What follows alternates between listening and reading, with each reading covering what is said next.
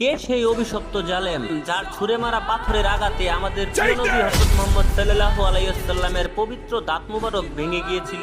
সেই পাষাণ হৃদয়ের মানুষটির নাম হলো উতবা বিন আবি ওয়াক্কাস। উহুদের সেই বিভীষিকাময় সময়ে যখন মানুষ প্রাণের ভয়ে দিশেহারা, ঠিক তখনই সেই পাষণ্ড জালেম আমাদের নবী সাল্লাল্লাহু আলাইহি ওয়াসাল্লামের দিকে সজোরে এক পাথর নিক্ষেপ করেন। যেই পাথরের আঘাতে আমাদের প্রিয় নবী হযরত মুহাম্মদ সাল্লাল্লাহু আলাইহি ওয়াসাল্লামের নিচের পাটির দুইটি দাঁত শহীদ হন এবং তার পবিত্র মুখমণ্ডল রক্তে ভিজে যায়।